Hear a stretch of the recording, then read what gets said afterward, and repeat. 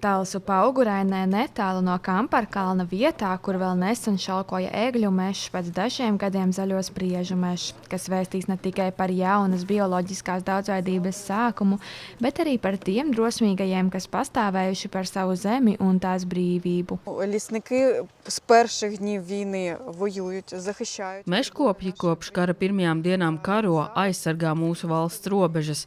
Pašlaik ir vairāk nekā 2000 mūsu darbinieku frontē. Diemžēl ir arī 200 bojā gājušo karavīru. Mēs veidojam piemiņas mežu, lai atmiņas par viņiem vienmēr dzīvotu.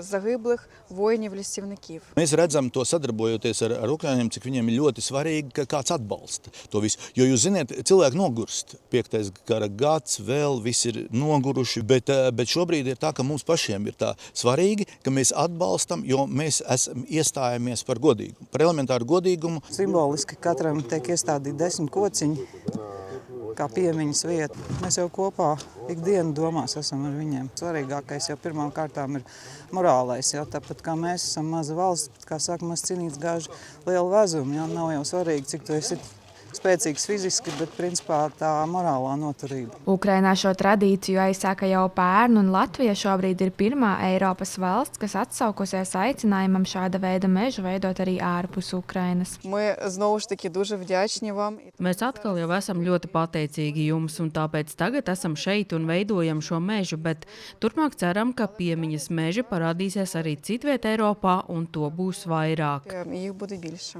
Pat laika prognozē solīties liktie laikapstākļi neaturēja interesantus, kas vēlējās iesaistīties piemiņas meža veidošanā. Un šķiet labais nodoms un gaišas domas pabīdīja mākoņus sānis, jo visu stādīšanas laiku spīdēja silta saule. Я думаю, що це гарний знак, який Es domāju, ka tā ir laba zīme, kas uzsver ukraiņu un latviešu draudzību.